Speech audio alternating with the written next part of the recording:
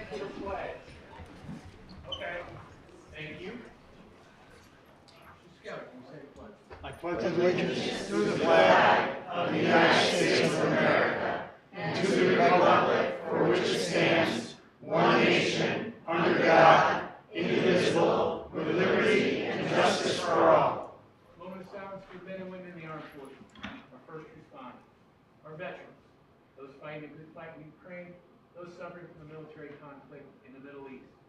Also for Pope Francis and for Mr. Chapin, who turned 101 years old, was a founding member of the Northfield Fire Department, also of the Lions Club. May his memory be eternal.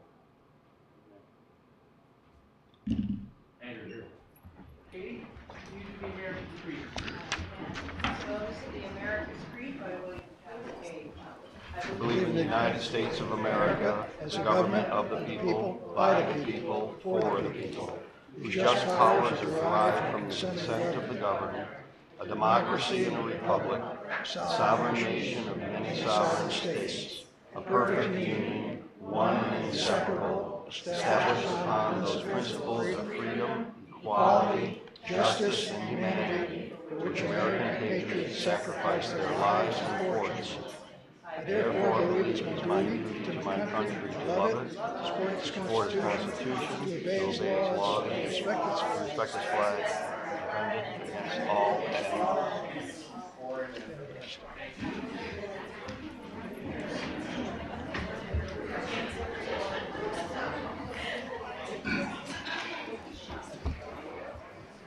Okay. Okay, we got a lot of people. Okay. The next part of our meeting is public participation. Paul, do you have the names of the people? Before we go into public participation, I do ask everyone that we remain cordial, that we remain friendly to one another, as we're all here to benefit the town of New Milford. So if we all could do that respectfully, that would be a wonderful, wonderful thing. So, Paul, who's our first person? Time to talk. We have a clock here. First one up is Heather Sullivan. I would like to relinquish my time to Jamie Bell. Okay, To Joanne Clavell. sure. Okay, absolutely. State your name and your address. Sure. My name is Duran Covell. I live at 13 Colonial Drive, Bethel, Connecticut, but I work at Hill and Plain. Thank you. So my name is Dorian Covell. I am a teacher at Hill and Plain School. I'm a 29-year educator who has devoted the past 22 years to New Milford schools and its children. Louder, please. Sorry. Tonight you will hear concerns about the process by which the Board of Finance handled and based its calculations to reduce the 2025-2026 proposed Board of Education budget by over $1.6 million and the impact it will have on the town. At the subsequent meeting on April 23rd, the Board of Finance member Ellen Conklin questioned the validity of the foundation of the calculations used.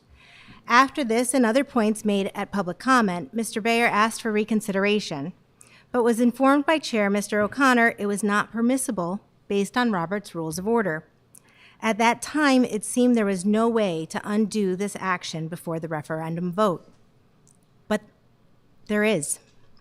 The Town Charter, Section 902 procedure states, all business shall be conducted in a manner that is prescribed by Chapter 90 of the Connecticut General Statutes and Robert's Rules of Order.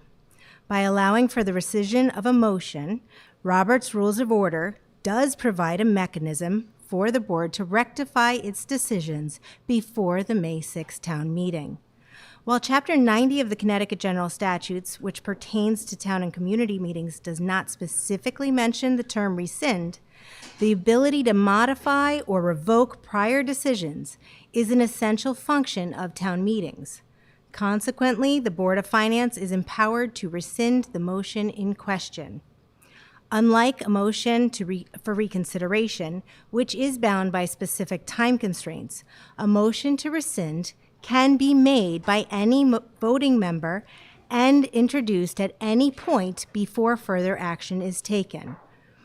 Speaking for concerned citizens, in an effort to avoid the cost of multiple referendums and protect the town's faith in its governance, I call upon the town council to direct the Board of Finance to hold an emergency meeting before the May 6th budget hearing with the purpose of rescinding the April 9th motion that removed over $1.6 million from the Board of Education budget.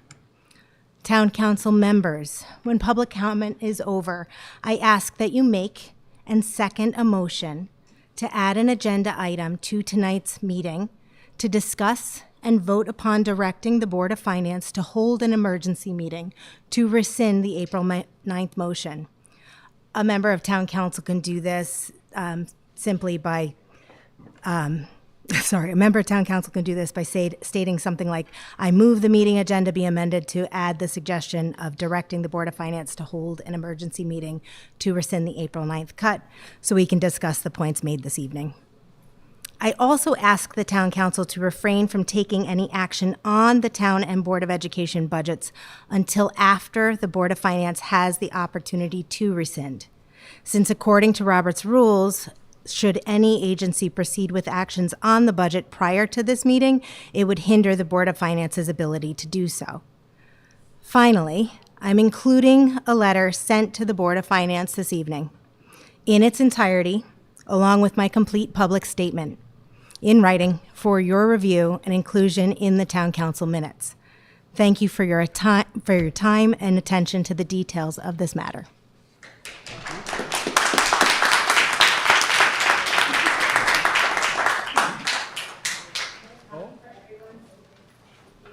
Janie Bell.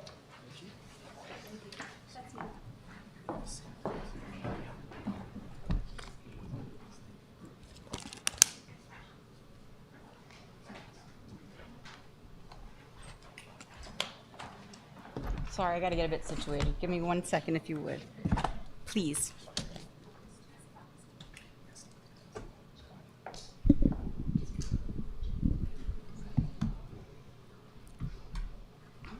Okay. Hi, good evening. I'm Jamie Bell. I live at 57 Guernsey Lane, and I am the mother of 2 children attending Northville Elementary School. I'm also an attorney licensed in Connecticut and the state of New York.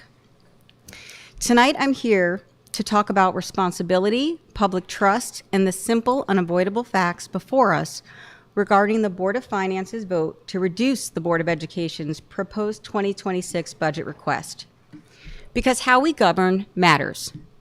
And what happened on April 9th at the Board of Finance meeting demands careful scrutiny and immediate correction.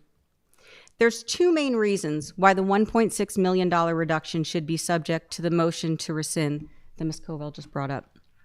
First, the $1.6 million reduction that was calculated, reviewed, and approved by the Board of Finance was based on the misapplication of Connecticut law, specifically the improper interpretation and use of the minimum budget require statute, which is Connecticut General Statute Section 10-262J.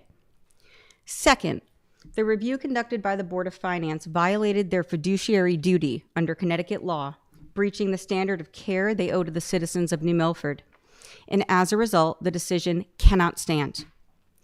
I'd like to begin by explaining why the Board of Finance's proposed reduction is not supported by Connecticut law. The amendment that was voted on and proposed by a Board of Finance member, Mr. DiGregorio.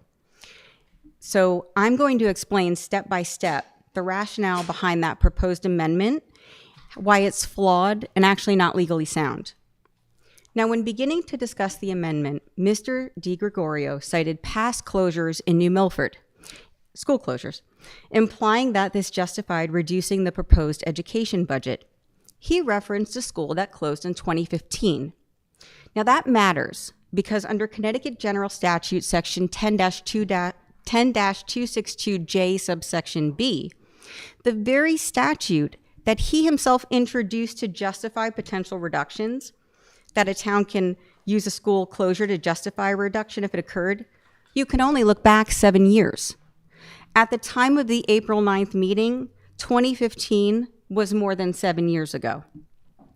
Thus, the closure he cited cannot legally support any reduction today. Next, Mr. DiGregorio cited enrollment decline as a reason for a reduction in the proposed budget. Now, under Connecticut General Statute Section 262J subsection D, enrollment decline can allow for a reduction, but only if the reduction is calculated exactly according to a statutory formula. Now, at first, Mr. DiGregorio correctly described the beginning of the statutory formula.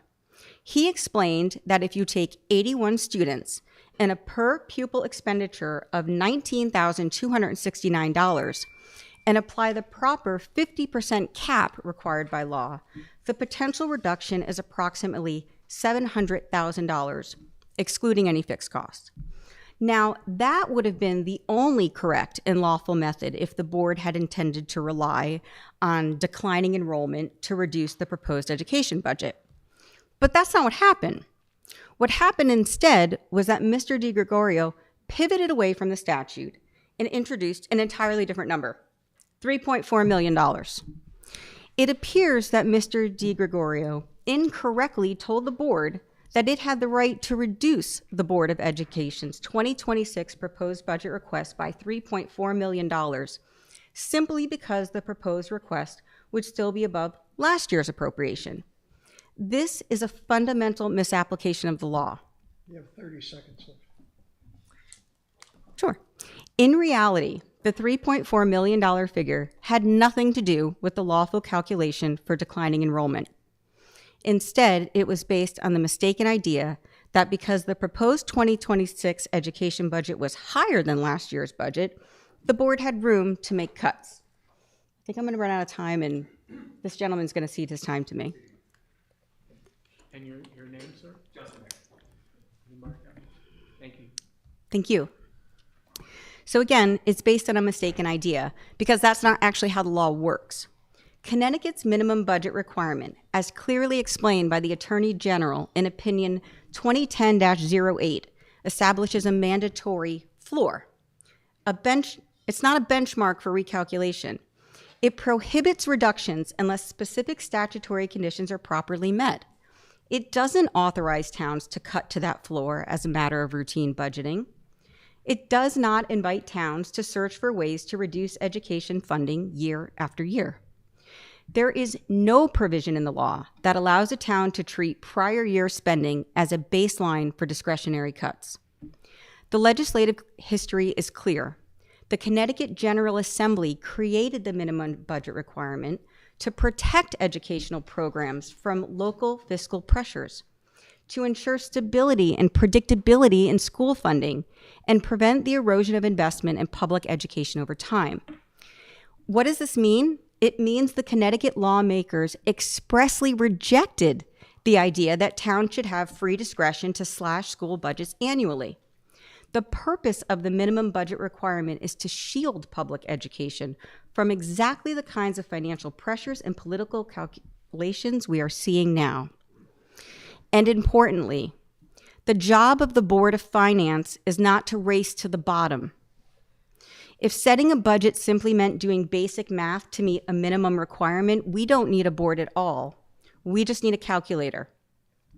The reason we have a Board of Finance is because the law expects thoughtful deliberation, good faith decision-making, and careful judgment about the real needs of the community, especially when it comes to education. Now, after suggesting a $3.4 million reduction was permitted, Mr. DiGregorio then stated he couldn't stomach that amount.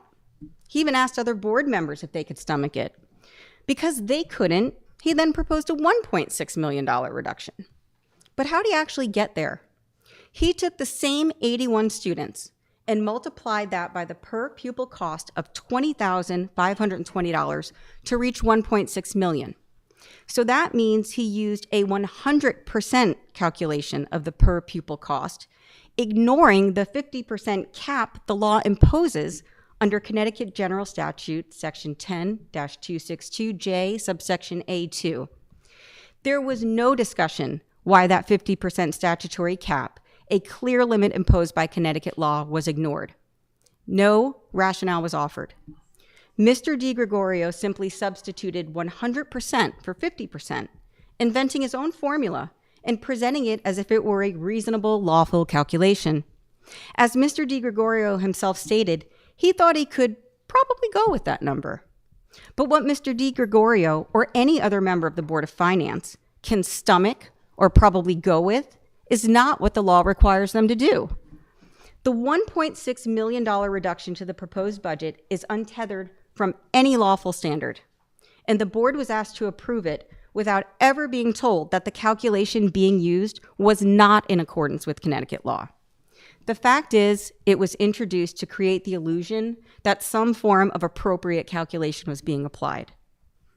Now, I'd like to turn to the second reason the board's action must be rescinded: their failure to meet their fiduciary duties to the public. Under Connecticut General Statute, Section 7-340, boards of finance have fiduciary duties to the public. Those duties require them to first act with care. They need to make diligent, informed, and well-reasoned decisions. Second, they need to act with loyalty. They have to put the public's interest ahead of any personal or political agendas. Third, they must act in good faith by applying the law honestly and consistently.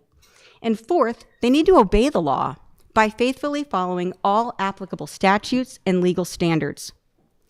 The Connecticut Supreme Court in West Hartford Education Association versus DeCourcy, and again in Brookfield Education Association versus Brookfield, made clear that budget decisions must be made reasonably, in good faith, and not arbitrarily or capriciously.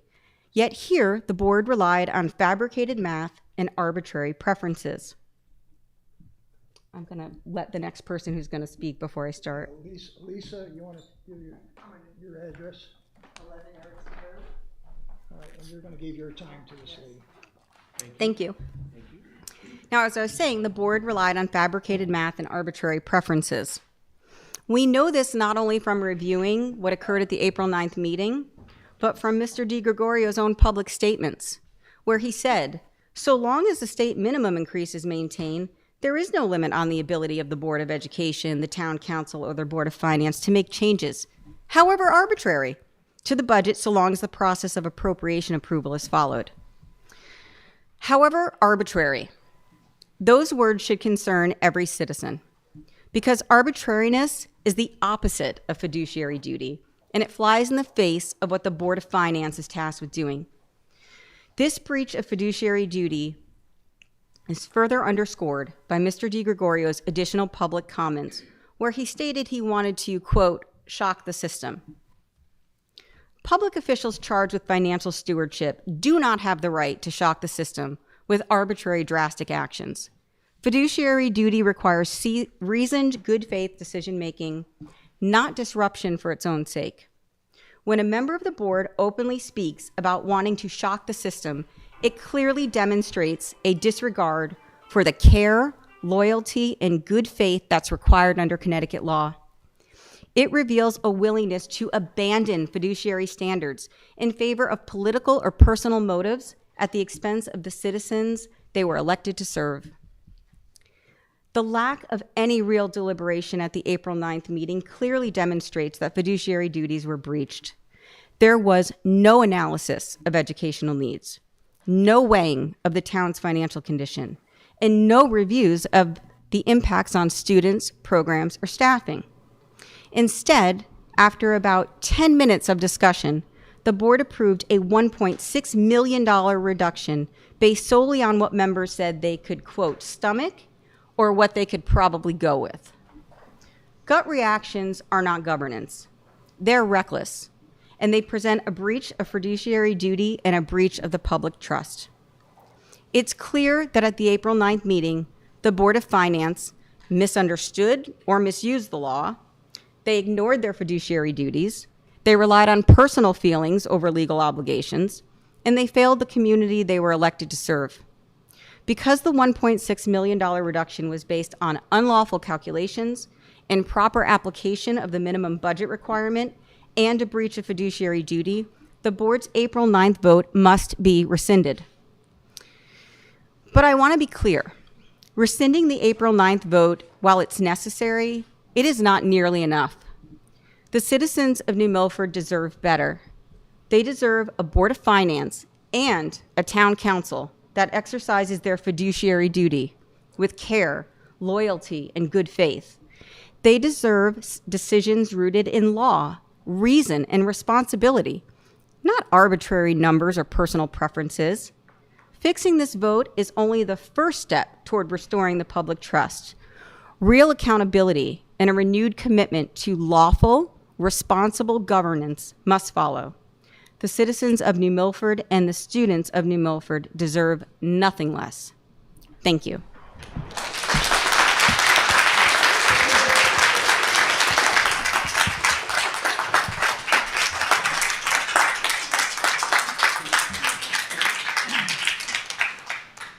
Anna Costari. That's me, Maria. I was going to rescind my time to Jamie, so. Ginny Lane Gregory.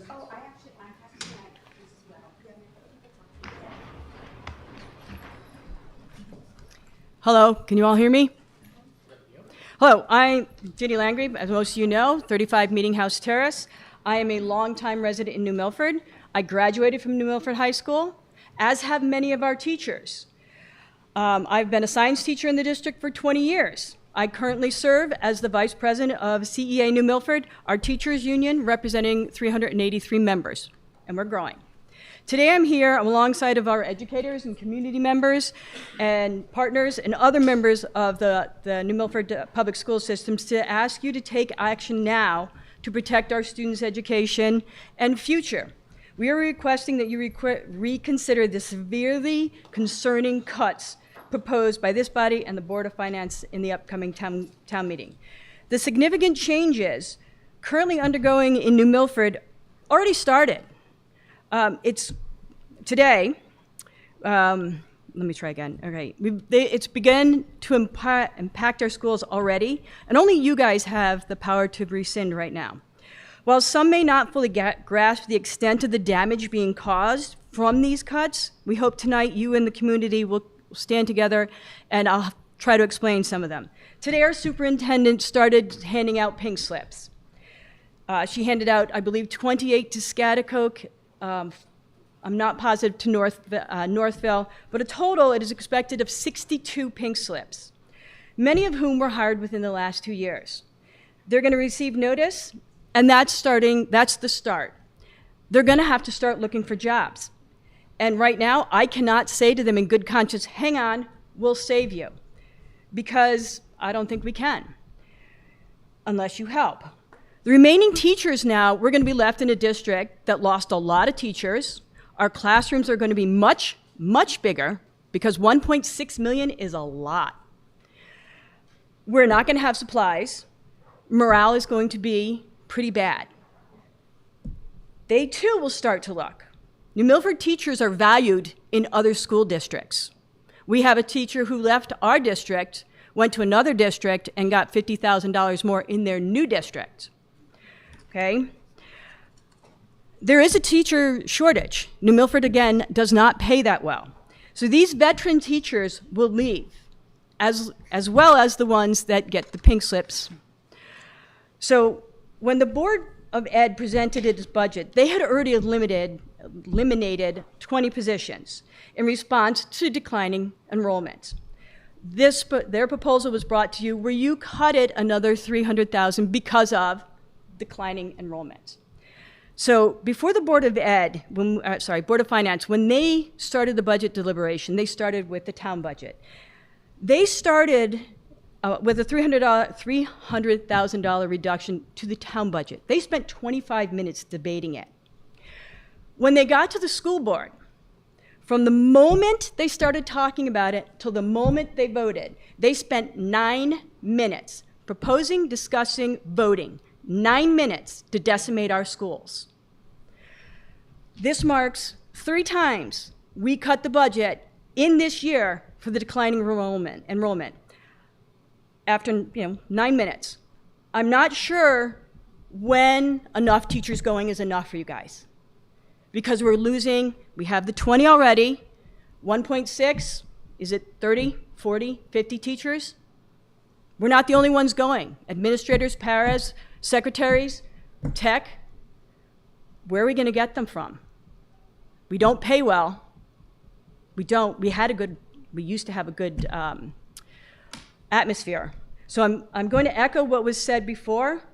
I call upon the town council to please direct the Board of Finance in the emergency meeting and reverse the cuts. Thank you.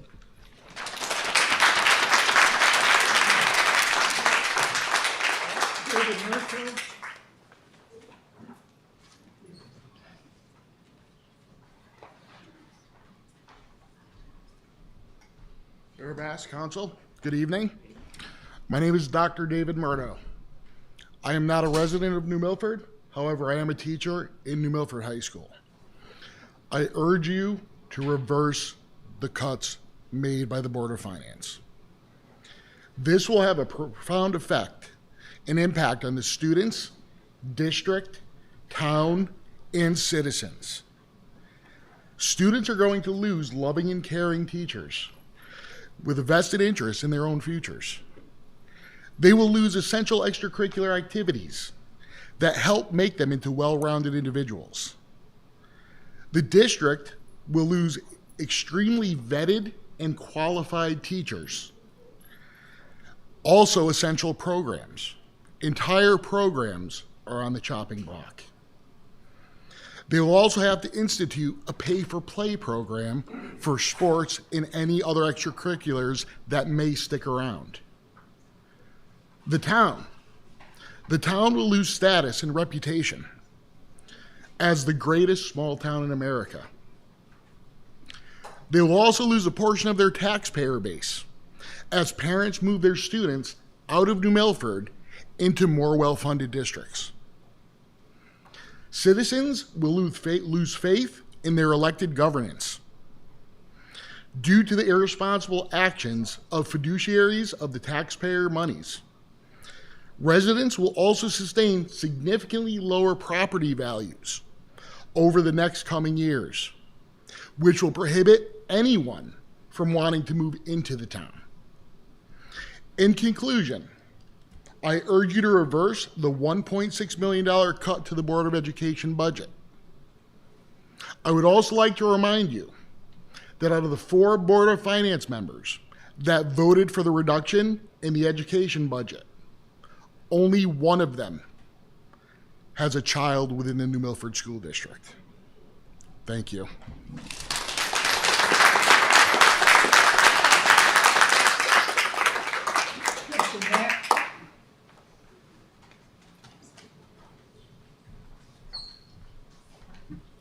Justin Mack, 19 Bridle Road. Good evening. I want to take time to share some impacts of the cuts on our education budget. After listening to everyone, some of my points are going to be repeated, but I think that's a good thing because I think we still need to hear them over and over again. We heard over the weekend and today 60 or more teachers were called into meetings or informed that they would be receiving pink slips, told that they would no longer have a job in New Milford at the end of the school year due to the proposed budget with those reductions. Those 62 teachers are our newest and youngest teachers, all of our hires from the last 2 years. They are the future of the district, and we just had to tell them to start looking elsewhere. And yes, while the final number of positions eliminated may not be 62, it'll probably be less. Right now, every one of those teachers are worried that they don't have a job in 6 weeks. As a teacher in New Milford for the 12 years and now working in a neighboring district, I probably know exactly how they spent their weekends. They tried to manage their shock and disappointment. They were offered reassurances from their family and loved ones, and then they updated their resumes. They emailed their administrators to ask them for letters of recommendation, and they reached out to other teachers in other districts, starting to scramble to find out who had openings and who to talk to. And then, because they're professionals and because their job is to take care of our kids every day, not just to teach and test them, they spent their Sunday night getting their lessons ready for the week and went right back to their classrooms this morning. But now they'll carry an extra distraction for the rest of the year, the burden of uncertainty about what comes next. Shouldn't we be helping to ensure that our teachers can be fully focused on our kids and not how they're going to pay their bills or whether they need to uproot their lives? And 20 of those teachers, 20 of them are New Milford residents. Residents that are taxpayers, that shop in our businesses, that eat in our restaurants and contribute to our town. Our own residents who are now potentially unemployed. I think we should and can do better for the residents in this town. Schools are not a business. They are not a factory where we pack up and ship out a product at the end of the day. They are the keystone of our community and it requires service that mirrors a vocation more than an occupation. To treat our education budget as if it were a business is a mistake. To treat a reasonable education budget with such a large, reckless reduction is to cut out the foundation of this town's own prosperity. I saw that an elected official in town recently posted on Facebook about how the Board of Finance made its cut, and we've heard about that tonight. At the end of that post, they said, the Board of Finance just adjusted the overall pot of money available to spend. These other governing bodies, the Town Council and the Board of Ed, can make wise decisions or foolish ones where they decide to cut. And while this is technically true, it is deeply disingenuous. It's like setting fire to a house and then standing outside telling the family you hope they make wise decisions about what to save.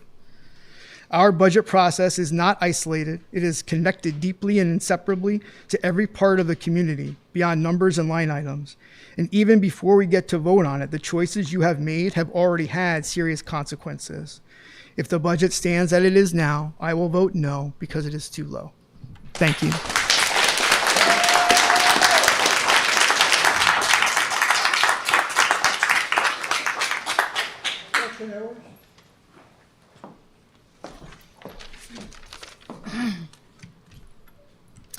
My name is Gretchen Ewers, 21 Milton Road, Goshen, Connecticut, but I am a very proud teacher at Schaghticoke Middle School.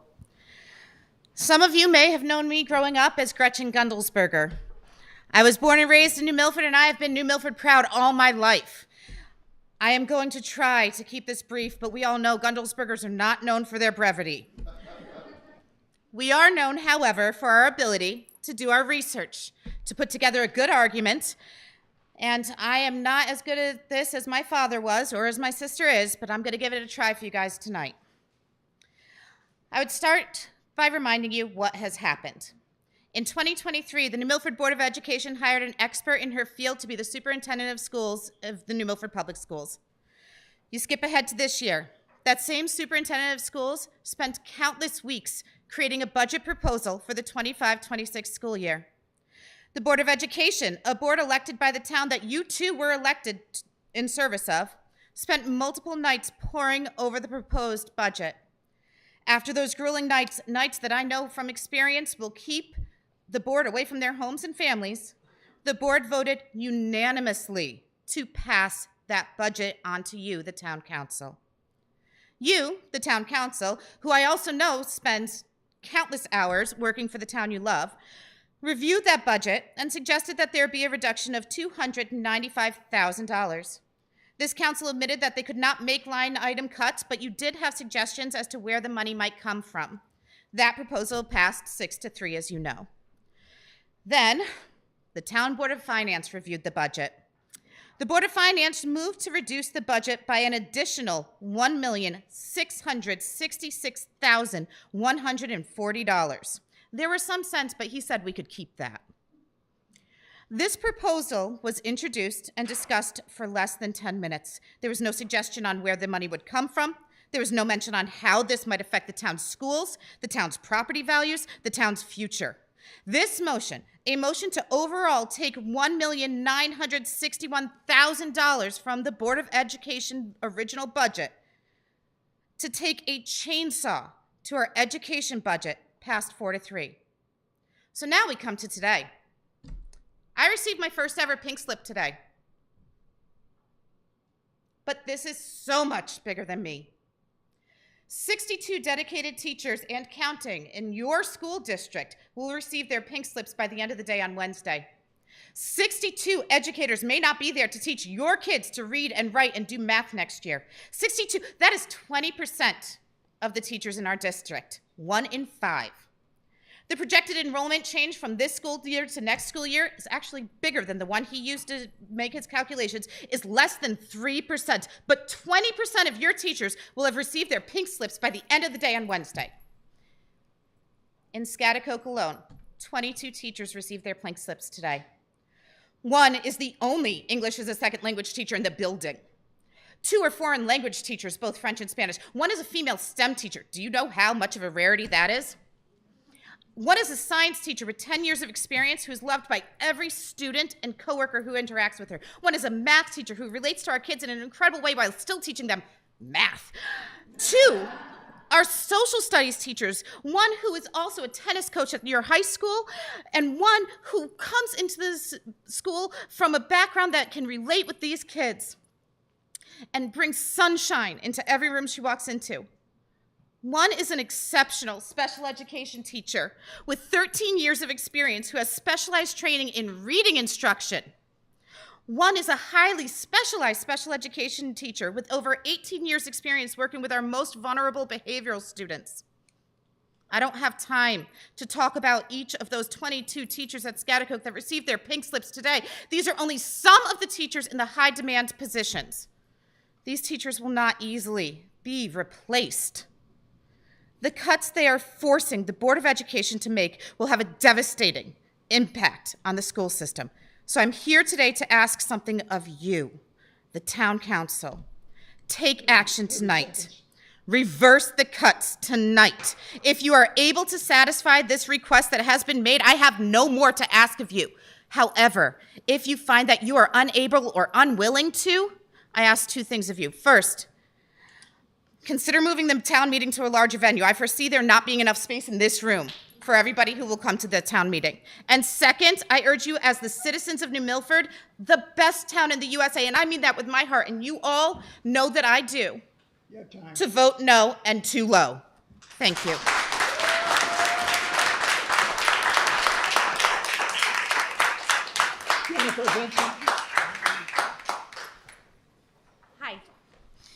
Hi.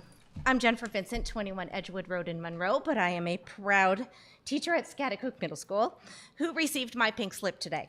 I'm speaking on behalf of the 62 colleagues that will also be receiving their pink slips this week. These 62 of us represent every possible position in this district.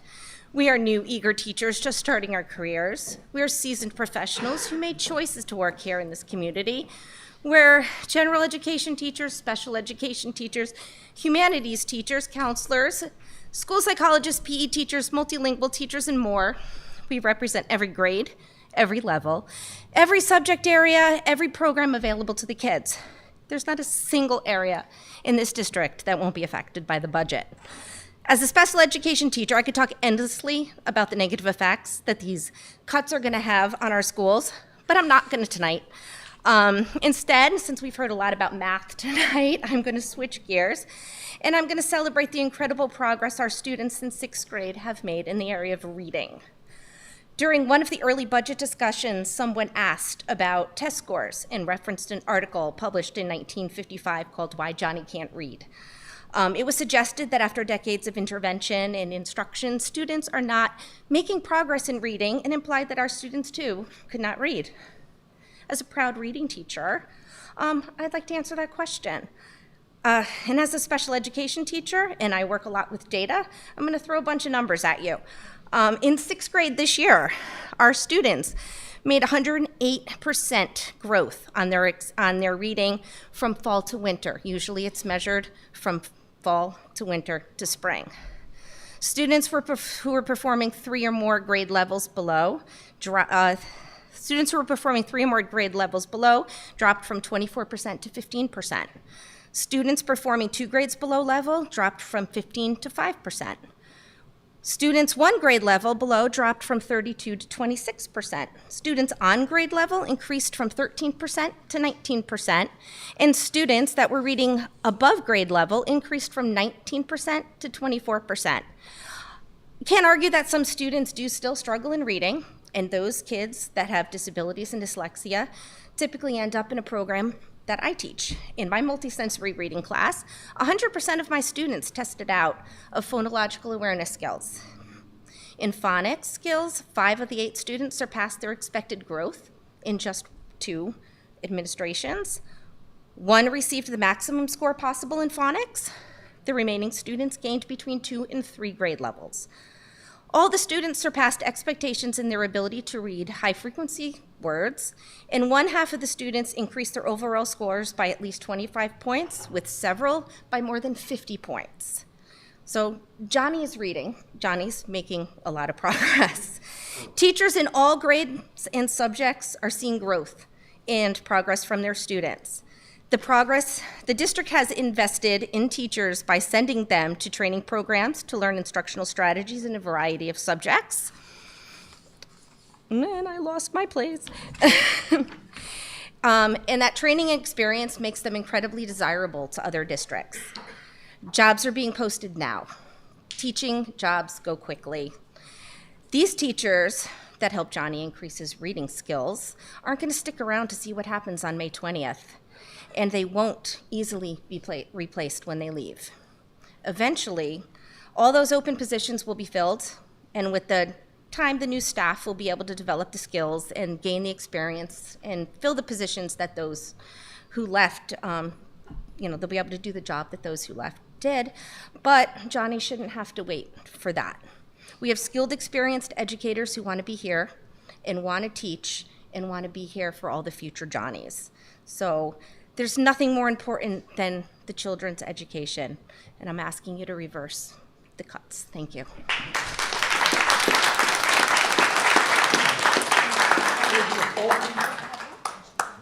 Yeah, it's a little messy.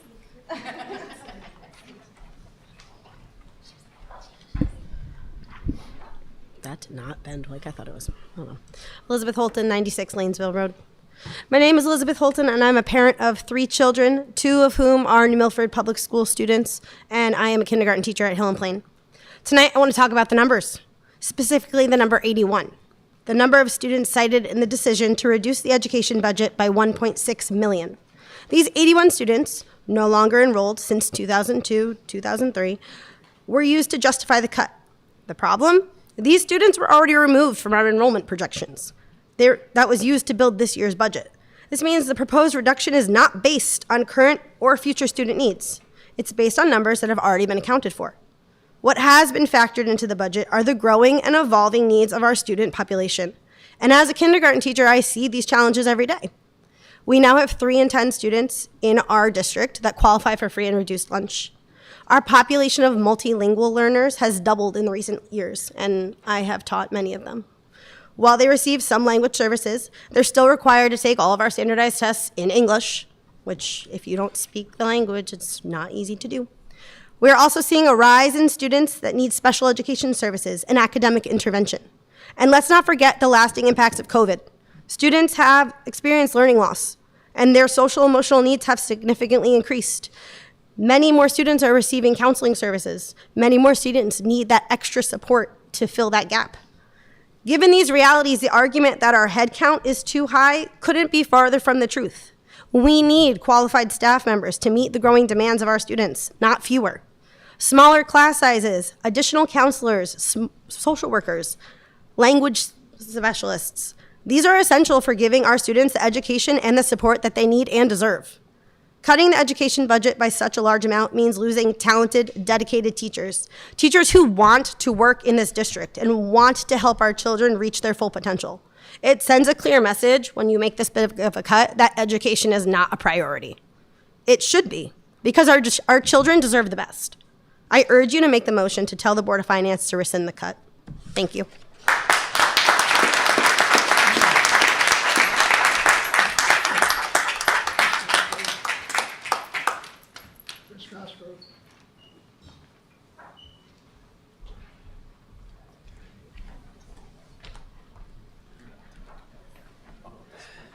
Good evening, Council, Mayor, fellow citizens. I wanted to speak tonight about, Chris Cosgrove, 143 Sunny Valley Road, about an action that the Board of Finance took on April 9th. and that was to remove $900,000 of revenue from the town's budget. And that revenue came from landfill settlement funds from previous years that were in the budget, went to the public for vote, and was passed. The town chose not to spend those funds in previous years due to other financial considerations, which is great. But just because they didn't spend it doesn't mean those funds go away. So in fact, the Board of Finance said you can't use funds that citizens voted that we could use. So I think they overstepped their authority. Matter of fact, I know they overstepped their authority. I have gotten a legal opinion on that, and quite frankly, that decision doesn't hold any sway. And if anybody chooses to maybe not take the word of a crackpot councilman, but you could go to our town council or our town attorney and get his opinion. But I don't think you need to adhere to that resolution. I'm not here to say whether you should or shouldn't use it. I think that's up to the mayor and Olga. But I just wanted to make sure we got that out there because I think it was a dangerous precedent to be set there that they tried to overrule a vote by the citizens. So thank you. I'm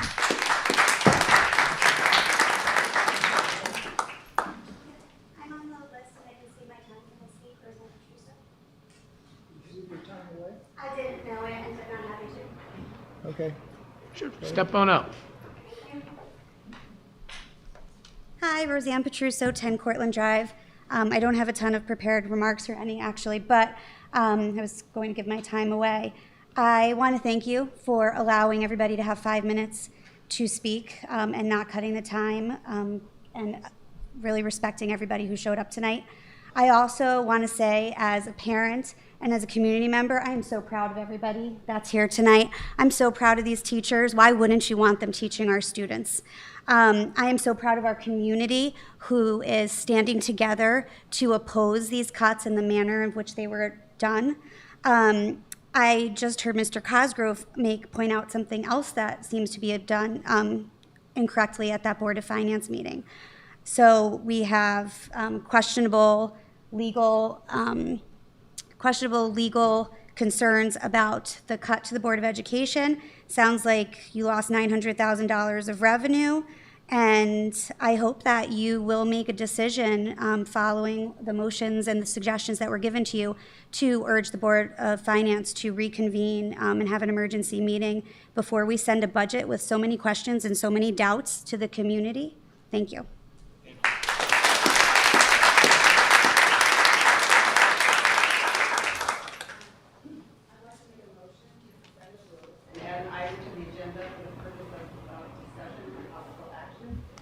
That is to request that the Board of Finance be directed to hold an emergency meeting to rescind the April 9th $1.6 million reduction to the Board of Education. Seconded. Thank you, Mayor.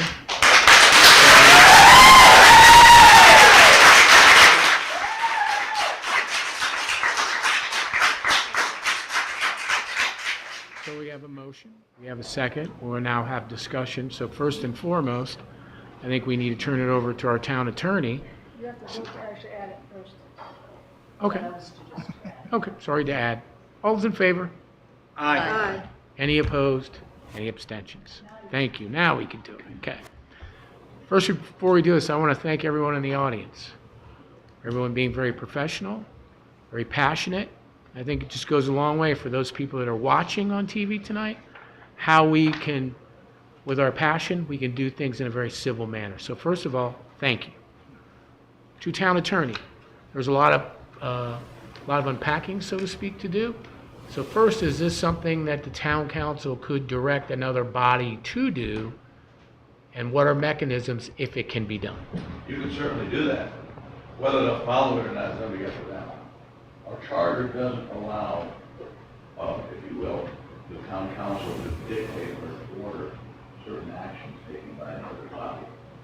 The opinion that Councilman Cosgrove spoke about had to do with revenue. The concern that was made, and the mayor had the same concern, And we did this in consultation with our Director of Finance, the Mayor, and our auditor. We made a finding that there was money available that had already been appropriated, and therefore was available for the budget, available to use in school budget. And we opined on that. We talked about it and we said that was okay, it was lawful. My job was not to do cuts. My job was to determine whether or not that was a lawful expenditure. And in fact, it did, because it was. It was appropriated by the citizens. Having said that, that's the closest the mayor could come to ordering something, if you know what I mean. But, so the town council, although they have the sentiment, I know they have the sentiment, we talked about it. They don't have the power, they don't have the authority to order that. They can request them to do that. And that's their prerogative as a legislative body.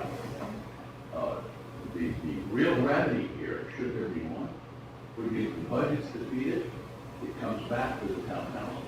They have the power at that point to override the Board of Finance. So Randy, But you have to have a loss first. So Randy, I do believe, just want to make sure, that's why I'm asking you, but I do believe that if we were to follow this process and the educational budget is defeated, it goes back to the Board of Finance first. Right. If in fact the town council felt that those adjustments are not correct, then the town council could hold a special meeting if a board of a town council member requested it, to then make that additional adjustment, which then that would go to the to referendum. That's correct. That's exactly the process. But under our charter, you got it right. Well, under our charter, it states that it has to go to referendum first. Comes back, it's defeated to the BOF, and then a council member has to make a motion if they don't like that, to have a special meeting to override that, and that's how you pass how it passes that. So that's for the legal process. But what you need to know is we did everything we could to get the money there, and we did. The Board of Finance, as you know, is a sworn elected body, and they don't have to answer to anyone except you. So the reality is that there was efforts made to get revenue there. The Director of Finance, the Mayor, the Auditor, and I came to that conclusion, and the rest was. But So- that's the process. There is a remedy, but it's an involved remedy. So they can actually say, I direct you to have a special meeting, and they will not have to do it.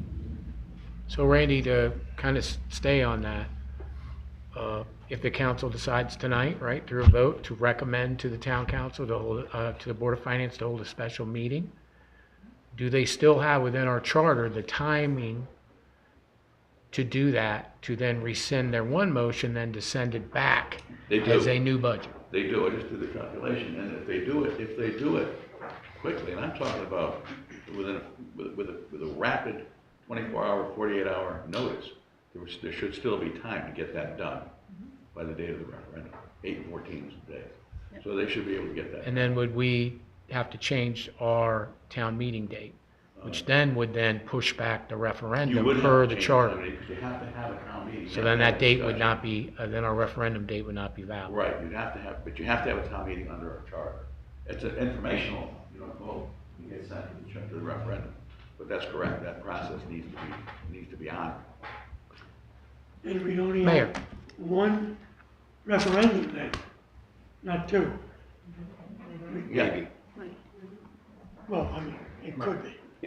Save money. Under the new charter, as you know, not new charter, new charter, both budgets are voted on. Yep. And they're both independent of one another. Right, independent. Doug? Randy, just to be clear, we can make a suggestion to the BOF to hold? Sure, absolutely. You can ask them right now and say, please get this done if you would. You can order them to, the order's meaningless. Right. But you can certainly. And it would be up to them, obviously, to do it. Right. So my second question is, there was some remarks about some improper motions made during the BOF meeting and things were not properly done. Does that change anything? So first of all, we should have you at BOF meetings. I believe we should have counsel to act for clarity. Because you're here for clarity for us. And I'm not talking about night work. I think when we're doing the budget, and, you know, we're talking about millions of dollars, we should have council there at a POF meeting. Well, the mayor ordered me, the mayor asked me to draft an opinion that they got in time for that meeting. Right. His Honor read that at the meeting. Right. It just seems to me there was a lot of confusion, and clarity probably would have been more if you were there to do that. So I suggest maybe at the next or future BOS budget meetings that that council be there for clarity. So. Good. Katie? Randy, Yes, ma'am. let's just walk through the timing. Emergency, expediency being right at the forefront. So today is the 28th, right? So we can decide to make a suggestion, council votes to make a suggestion to the Board of Finance to reduce. Okay. Is there a certain amount of time they have to reply or not? Well, No, they but have they to. don't reply. They take the order or they don't. Right. Don't forget, we got the Freedom of Information Act that we Yeah. have to concern ourselves Yeah. with. So they have to give minimum 24 hours notice. Well, I give Post you an agenda. 24, sure. Right. But that means, if, say we did it tomorrow, so you have the 1st of May, which is coming up on Thursday. That's a good 48 hours if we put it out tonight before midnight. Is there any reason that couldn't be done? The town meeting is scheduled, and if we change that, that You makes... can't change the town meeting Can't for change the the town charter. meeting. Right. So are you saying that because that date of May the 6th is set in stone, that no matter what we say, when we say, and what they say or don't say, that's got to happen on that The day? town meeting is set. And after that, can they then come back the day after that and say, well, okay, we will think about it, which means we'd have to remove the referendum Right. forward. Right. So it's Yes, okay for them to do that. Yes. They can, whether they should or not, I don't. Well, make yeah, that I'm decision. not gonna say what I think about But, that. Okay, just wanted to make sure it was clear to me as So- it's clear to them. So Mary Jane, would you like to change your motion to be one of a recommendation to the Board of Finance to set a meeting to reconsider their budget? Her motion only added it to the agenda, and I have to actually put a motion out there. Right? We just the added actual it, motion is- we just added to the agenda. that's Gotcha. all. Now you gotta Okay, get- never, added it okay. to the agenda. All right, okay, we're getting there. All right. Would anybody entertain a motion? Yes. I move So you now. want me to make the motion, or? Well, I'll move it, you second it. Okay. So you moved it I moved first, it. and, yeah, Yeah. here we go. How's that? Okay, So you and this is seconded to, Okay. this is to recommend to the town, Yes. to the Board of Finance to reconsider their budget for the year 25-26. Correct. Is that At an emergency meeting. Well, that's up to them. We can't, we just get to say it, correct, Randy? We Yeah, can't, right. there's no stipulations we can give beyond that. Well, you can't create an emergency. Freedom of Information will not consider this an emergency. So we're just making the motion that we are making, we would like them to consider rescinding the budget as it was presented by them for 25-26. Any discussion Mary Jane seconded. on this? Yeah, I guess just from my perspective, we have a process that's in place. We know the process. It is what it is at this point. I hesitate to challenge another elected body of this town. I think that's the voter's job to do that at this point. That's just my opinion.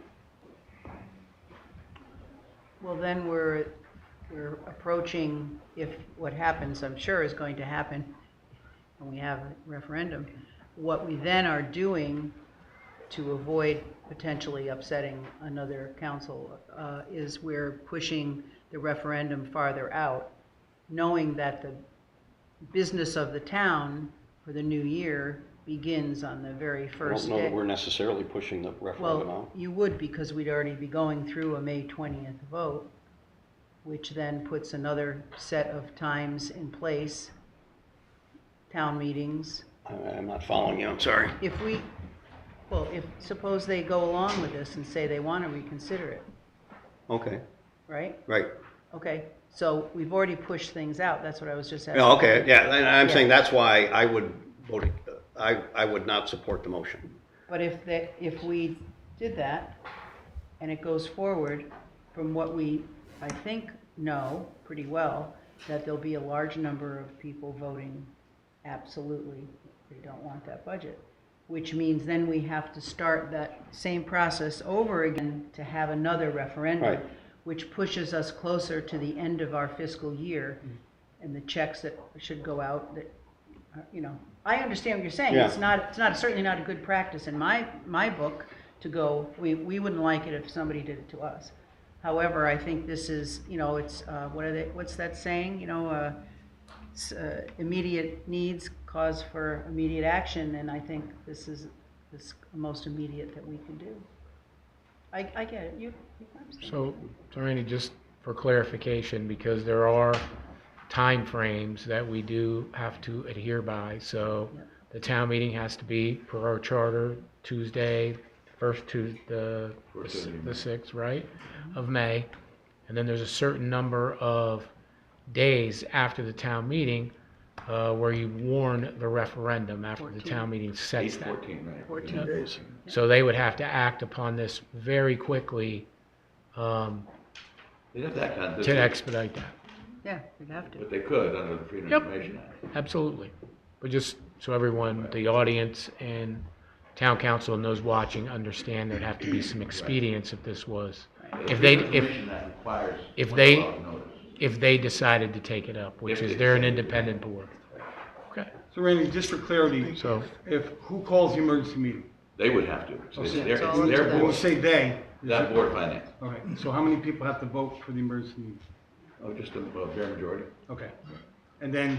Actually, the chairman could probably call one, but it's not in the charter. Okay, so it doesn't have to be like a No, not two-thirds or anything like vote. that? No, you don't have to go to. Just for clarity for that, and now, then, to piggyback on Doug's question, is it 2/3 to redo the vote I don't know what their bylaws for say. Board of Finance? Okay, so we'd have to check that, or if they would do, okay. so Sorry, Doug. hypothetically, if they do call it, they have an emergency meeting, they have second thoughts if we do it, or they don't call the emergency meeting and it goes to referendum, and then you, the public, has to decide whether you want to vote yes or no, and then it will go back to them and then to us, which will be a longer process, Right. but we're Right. hoping for a shorter process. And a But second that's, referendum. right, that is. Right. Right. Okay. Okay. And Alex? it would behoove us to go ahead and support suggesting to the Board of Finance to do this. For one of the reasons is those pink slip people need to know sooner rather than later that they have an opportunity to keep their jobs here. And if we prolong this by a second referendum, we're definitely going to be losing amazing teachers and other staff members. So I think it's critical that we, on behalf of the community, make the request to the Board of Finance so that we can follow the timeline, and by the 20th, when we go to referendum, we will then know yes or no, we have a budget, and hopefully it'll be a budget that has put that money back in. Murph? No, I think we can get the ball rolling Okay. right now. Any other discussion on the motion? All those in favor? Aye. Opposed? Aye. Any abstentions? Thank you, everyone, and we'll make sure to get the letter.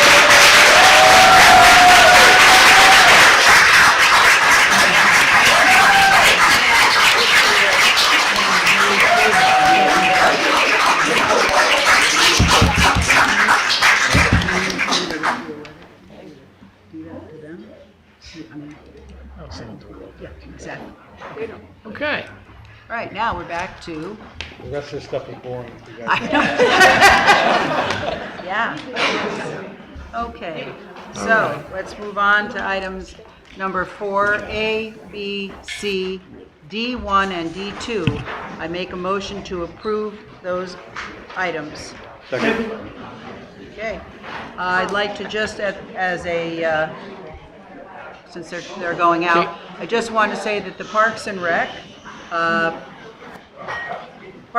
received $50 from Jesse's Ice Cream and $500 from O&G Industries.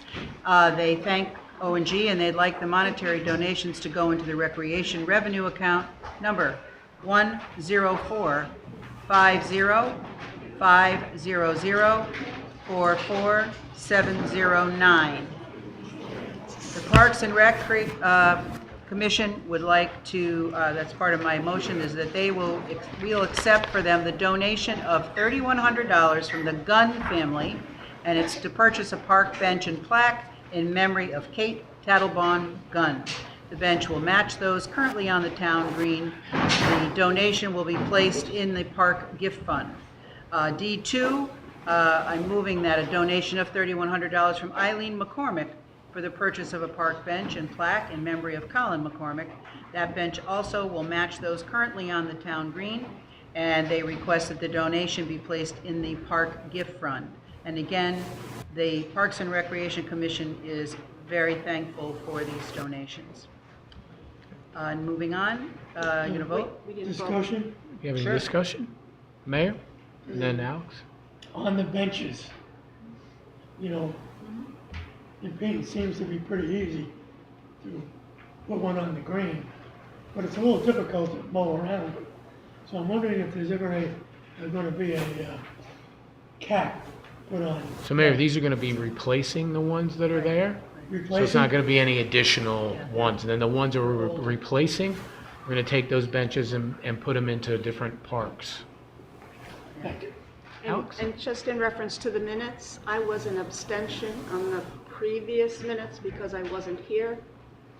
So if we could adjust the minutes, then I can vote on the whole thing. Thank you, Steph. Do people know they don't have to, you don't have to abstain? That's even right. If you weren't here. That's right. It's not a requirement, there's nothing. that You can have to read them. abstain. Yeah, you That's read all. them, you can approve them.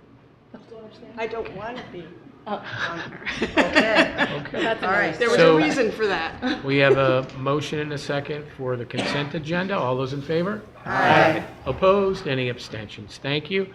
And Jason, we're here with our Student Advisory Board. And you got a kind of a front row seat, right? There we go. So Jason, Youth Agency Director, and tonight we have Dominic with us, who's a sophomore going into his junior year. This is the new presenters, as most of our students are actually at Carnegie Hall right now with Maria Leo, who's normally here on my behalf. But they are down on a trip with the Silo, which Dom will talk about, and a couple other opportunities. So I'll let Dominic introduce themselves. But thank you for having us. As Jason said, thank you for having us. My name is Dominic Hudek. I'm part of the Student Advisory Board here at the Youth Agency. I have a few events I'll be covering. The first one is the Carnegie Hall trip today. So through the Silo, the Youth Agency has been able to participate and bring New Milford youth down to New York City for a wonderful youth-focused trip at Carnegie Hall that has its roots in New Milford. The New York Pops was founded by Ruth and Skitch Henderson in 1983 with a mission to create greater public awareness and appreciation America's rich musical heritage through presentation of concerts and education programs of the highest quality. Through its Kids in the Balcony and Kids in the Stadium programs, thousands of children and their parents have had the opportunity to see the New York Pops at Carnegie Hall and Forest Hill Stadium free of charge. The New York Pops also adapted its Pops Ed program to provide remote learning opportunities for students. Virtual programs have included residencies in virtual classrooms, free access to virtual concerts through the Kids in the Virtual Balcony and Kids on the Virtual Stage programs, a free comprehensive program that introduces middle school students to the professional virtual performance process. As the Silo says, this experience is more than music. It's a promise to the future, and it's about giving the children in Milford and beyond a chance to step into this world, to feel the magic and carry it forward. The 2025 Kids in the Balcony program is about those young dreamers, the next generation of creators, leaders, and storytellers. Thank you to Mayor Bass and the Milford Commission of the Arts for proudly sponsoring this program and providing the bus to Carnegie Hall. The second event I'll be covering is the Youth Service Bureau Day at the Capitol. This annual trip through Connecticut Youth Services Association looks to bring Connecticut's local youth service bureaus to Hartford for a day of youth voice, empowerment, networking, and celebration of all the work youth services to do within our towns and communities. Tomorrow morning, the Youth Agency is bringing 7 New Milford High School youth to the event, including one student that will be sitting on a panel for discussion with the Connecticut legislators.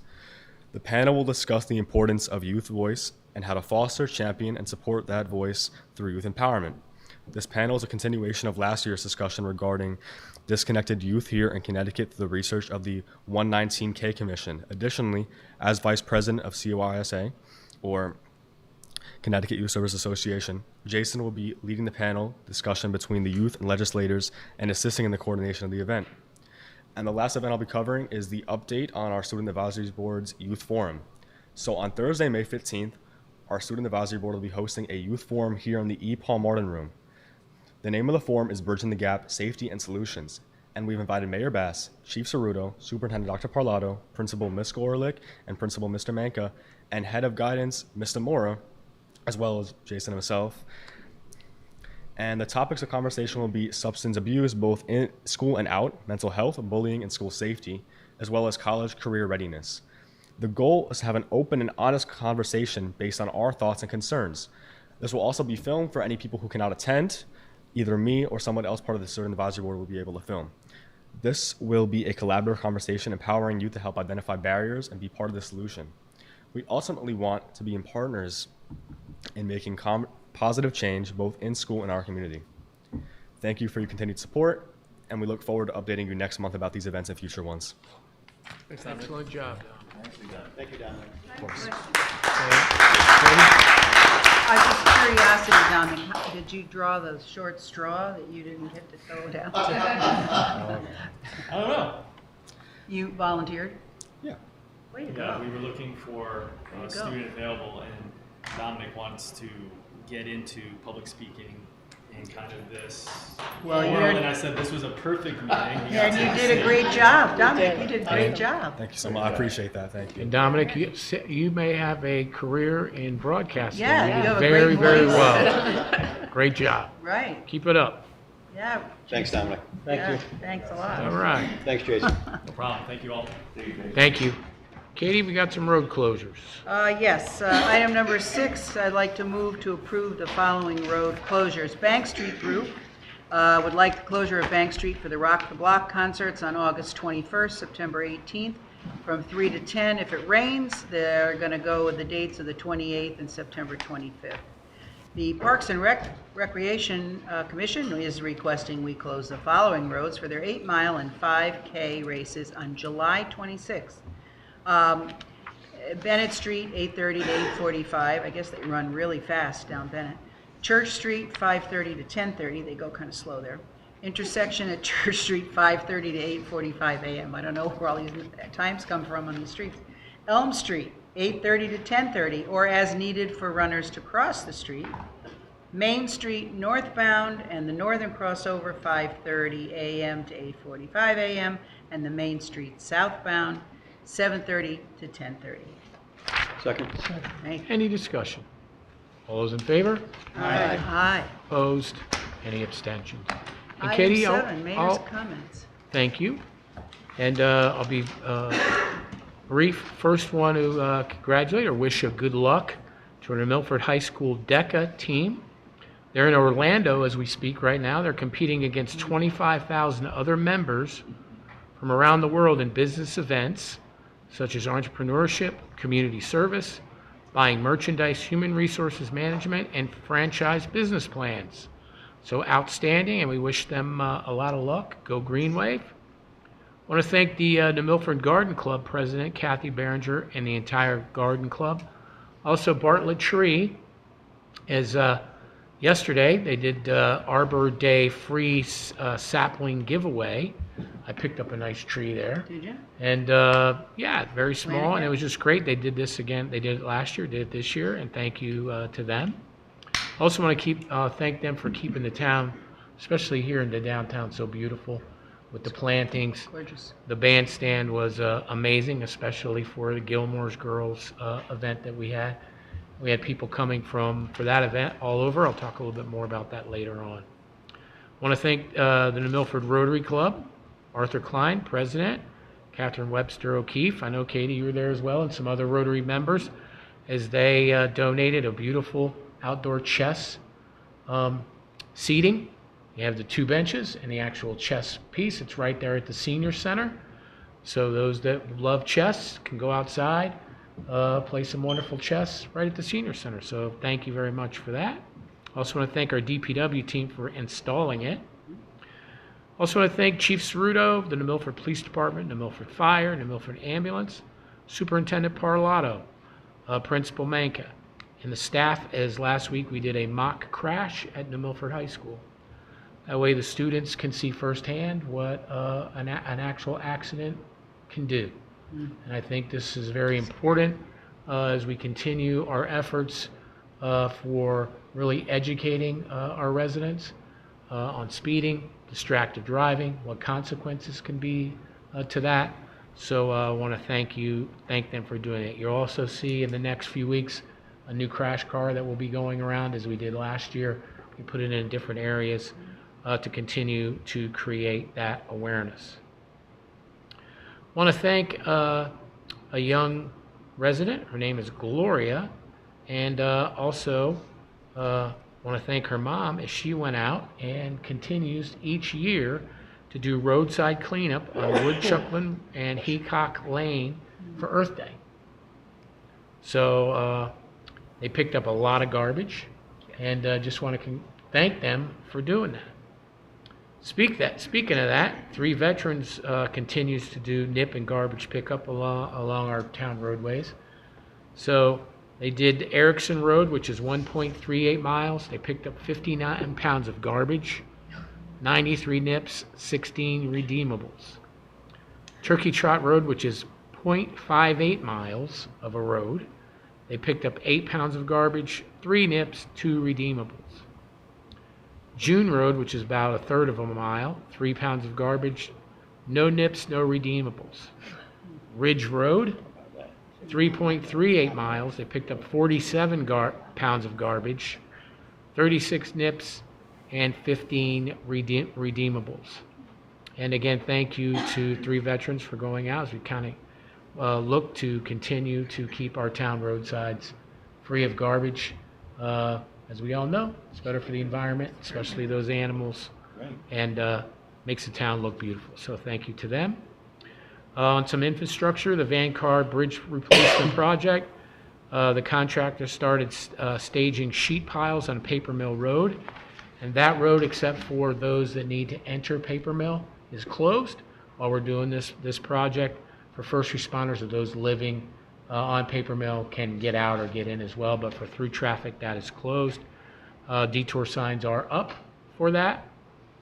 Also want to remind everybody that tomorrow, if you're not doing anything, 9 a.m. right here at Town Hall, is we're advocating for Give Local, which is a fundraising for our nonprofits, local charities, and it's a 36-hour online campaign, and we'll be kicking it off here at Town Hall.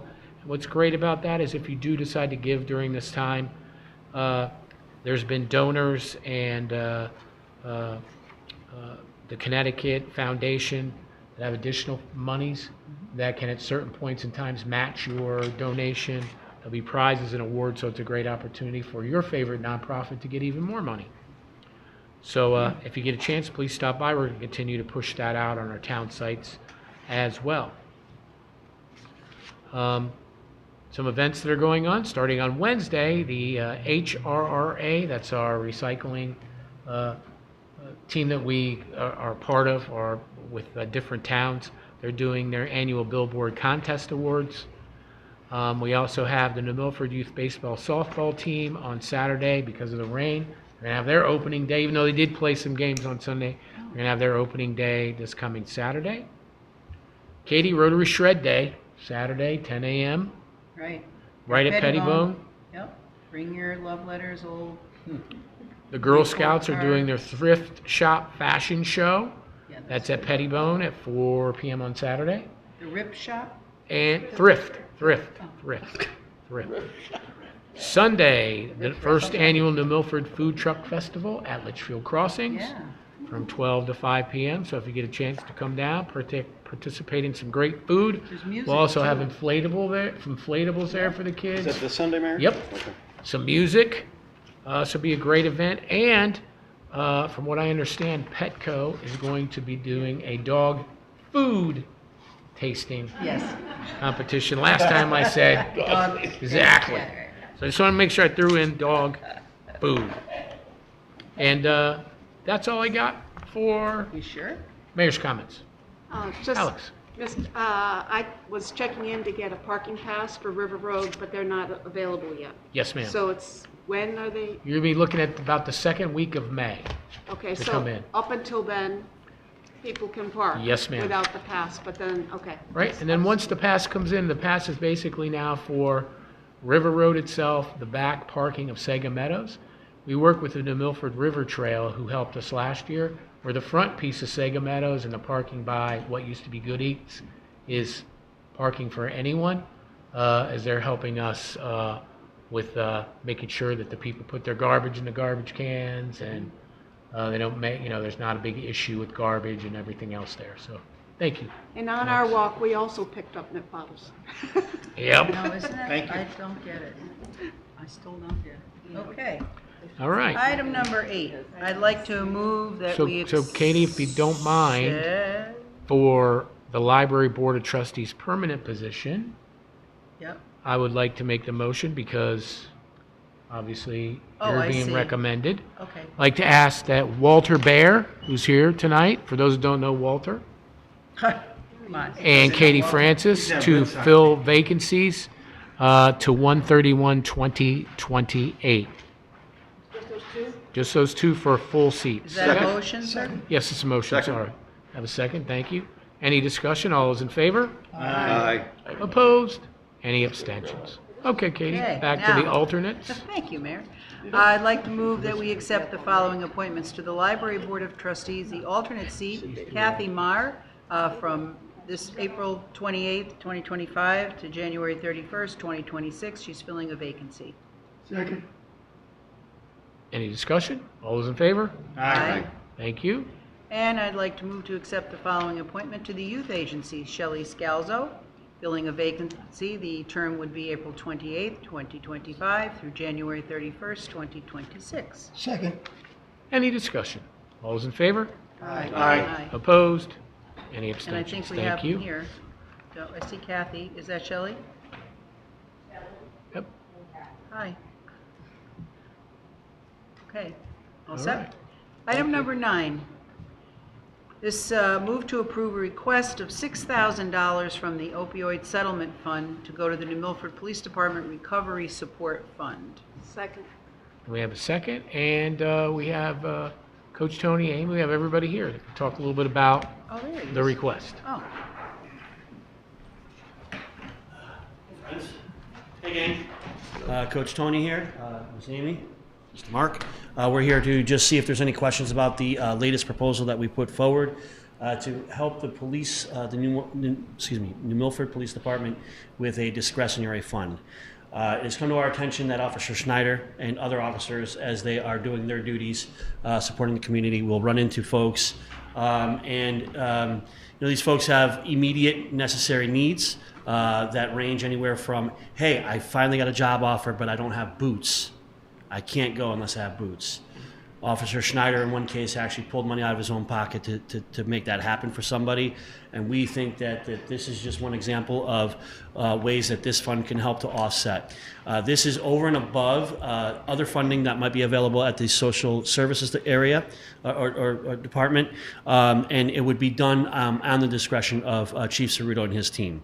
This would be a kitty, if you will, that would be available to the police directly, and it would be administered by those folks.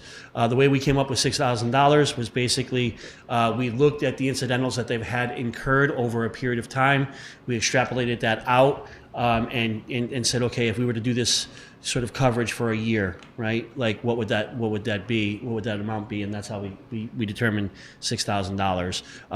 It's not limited to just helping with clothing items. It also, if we come across somebody who's in need, and there's not a detox bed, and there's a storm going on, and we need shelter, immediate shelter, right? It could be used for that in those cases of emergency. It can help with transport. It can help in really whatever way Chief Cerruto and his team feels is necessary to help the individual who's struggling. And then the goal is that we can revisit this proposal at the end of the year to see if there's still a need for this? I suspect there will be, and if so, if a new allotment comes in through another distribution of the opioid settlement funding, we can revisit that. But at least let's start with a seed of $6,000, which seems to be an appropriate amount for the incidents that they've had. Ms. Amy, do you have anything to add? No, I think this is a great proposal. I think this is a very worthwhile use of these funds. I do also want to mention, and we had spoken about this briefly, the last time we were here sharing our proposal with the town council, we had spoken about evaluation and what our process was for evaluating some of the work that we're doing. I'm excited to share that we have 2 students from UConn who will be working with our group, and they're going to be doing some of that evaluation work. We'll come back and we'll share that information with you folks as well. Excellent. Mark, anything to add? So we have a, sorry, Mark? No, I'm good. Okay. One last note, outside of this particular proposal, as a follow-up, Mr. Cosgrove, I know that you've expressed an interest in this. We've had multiple conversations with the school. We're lining back up next week with the school, and hopefully with everything going on, we can find some ways to bring some relief to the school as well through some of the special programming that we're thinking about. So more to come on that. Great. Excellent. And before we vote, just for the edification for the council, is the funding that the opioid settlement committee had given the police concerning training for CIT. There's now 17 officers that are now CIT trained. So it's amazing, and it's been a huge help for the law enforcement. So I think it's a great thing. So Katie, yes? So we have a motion and we have second. Yep, we have a motion, we have a second. Did you? No, I was just. All those in favor? Aye. Opposed? Any abstentions? Thank you. Great work by the committee. Thanks a lot. Thank you, guys. Good job. Yeah. Item number 9 would be a finance report from the Olga. finance director.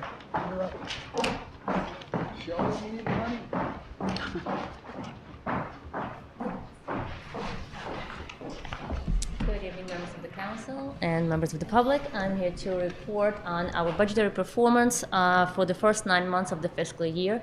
So let's start with the revenue report. For 3 quarters into the fiscal year, we are trending on our target where we want to be. Interest rates are still above 4%, which is good news for us. We have reached and exceeded our budgetary target for interest income. However, the rate itself is lower than last year, so even though we are exceeding our budgeted amount, we will not collect as much interest income as during fiscal year 24. There's no additional state revenue coming forth, at least as of now. If you recall, in the prior 2 fiscal years, the town did receive unanticipated revenue from the state. Fiscal year 24, it was a little over $700,000. So this year, there are no such news. But other than that, the departments are performing well. Some did reach their budgetary targets already, and some are still steadily approaching where they need to be. But on the revenue side, we're okay. State revenue is coming in as projected. Some payments have been received. They come in tranches, and some are expected towards year end. But no, material issues are to report for this current year. Do you have any questions? Moving on to the expenditure side, similar good news for the first 9 months. All departments are staying within their budgets. So we are trending on a straight line basis where we want to be. You will see a couple of negative line items already. One of them is under land use department. Those are billable hours. It's something that we will take care at year end, similar to police private duty.